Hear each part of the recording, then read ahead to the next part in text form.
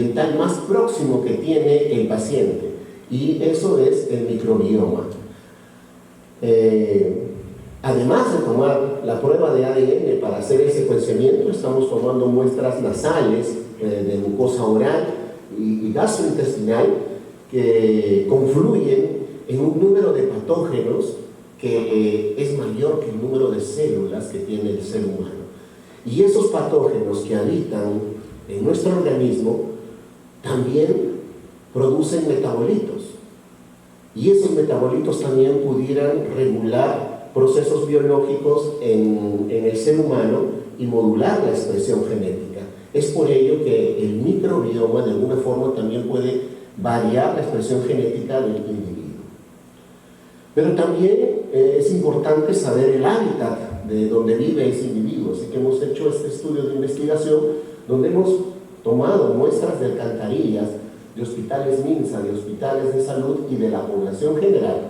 Y hemos visto pues, que el número de patógenos en MINSA es diferente que en salud. En salud hemos encontrado mayor resistencia bacteriana en las aguas residuales, y esto se confirma finalmente en la población general. Esto es muy importante para poder saber qué patógenos y cómo están los factores de resistencia en una población. Antes lo que se hacía era tomar una muestra a 100, 200 individuos de una población. Ahora el método estándar es tomar aguas residuales.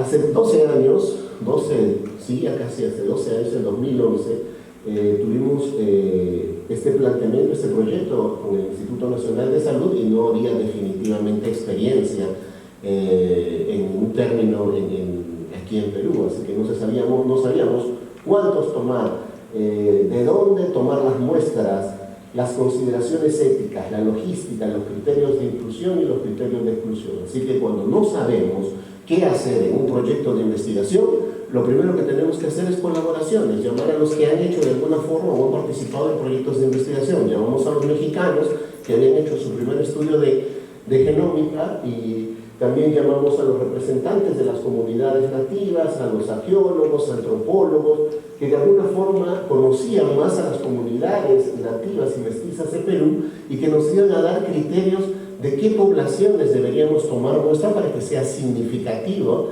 este estudio en términos de recolección de muestras.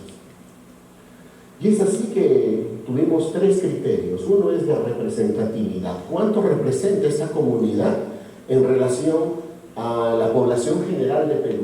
El grado de aislamiento. Esta población está muy alejada de los sistemas de salud y merece ser testeada oportunamente. Y la vulnerabilidad, el riesgo de que estas poblaciones vayan a desaparecer en los próximos 5 años. Y probablemente muchas de estas poblaciones van a desaparecer en 5 o 10 años, pero la oportunidad de estudiarlas, no. Y en base a esto decidimos hacer 17 poblaciones nativas y 13 poblaciones mestizas, pero también distribuidas geográficamente para después hacer los estudios bioinformáticos y ver cómo han sido los procesos de migración a Perú desde que llegaron a habitar a esta parte de Perú. Ahora sí, uno de los aspectos más duros en este proyecto de investigación, que nos tomó muchísimo tiempo, fueron los aspectos éticos, porque los comités de ética no sabían nada de cómo era realizar un proyecto de genética y genómica.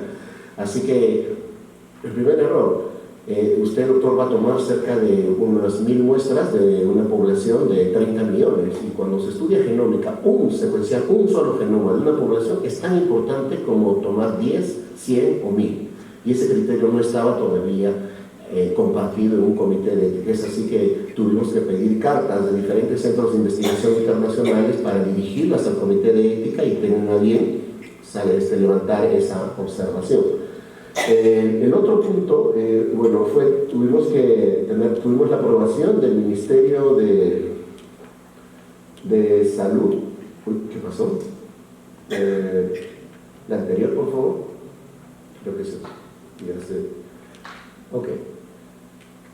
del Ministerio de Salud. Después de la aprobación del Ministerio de Salud tuvimos las aprobaciones de la DIVIS, después de las municipalidades, después de los poblados, y después del APU, o que representa a la comunidad nativa, y finalmente del nativo. O sea, se dan cuenta, son 6 consentimientos informados para tomar una muestra de un nativo. Entonces la parte, creo que ética, se pudo de alguna forma instalar a través de este proyecto y de esta experiencia.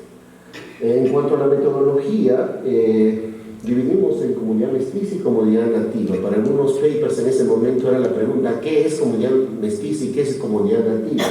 La comunidad mestiza para este estudio era el individuo que pertenecía a una región Loreto, región Ancash, región Piura. Pero para una comunidad nativa debería el paciente haber nacido en la comunidad Matsés, por ejemplo, una comunidad cerrada, pequeña.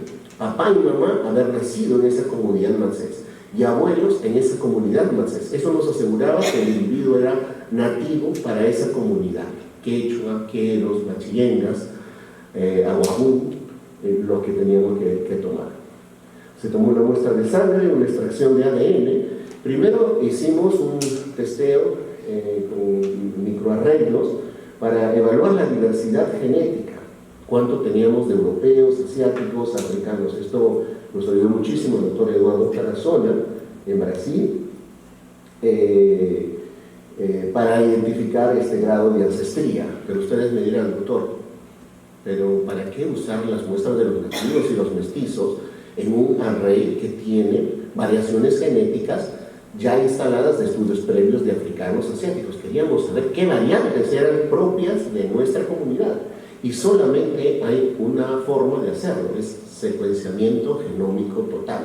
Y para eso aplicamos con la Universidad de Maryland un fondo, y solamente para secuenciar 150 genomas, y ahí identificamos los nuevos polimorfismos que eran propios en la población peruana, o al menos se reportaban por primera vez, y sale nuestra primera publicación.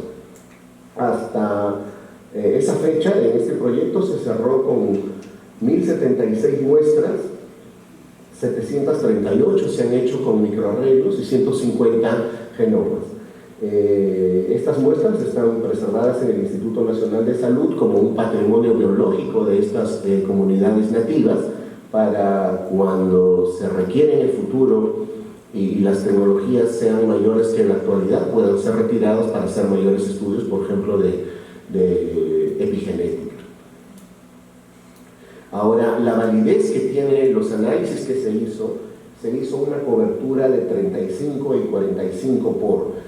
La cobertura es un procedimiento donde se secuencia, por decirlo, 1, 2, 3, 4 veces. A mayor número de cobertura vamos a tener una mayor precisión de que la secuencia que nos va a dar va a ser la más cercana a la realidad. Y generalmente lo más conveniente en estudios genómicos actuales es una cobertura mayor de 20. Para este estudio la tuvimos entre 35 y 45, o sea, metodológicamente estábamos bien.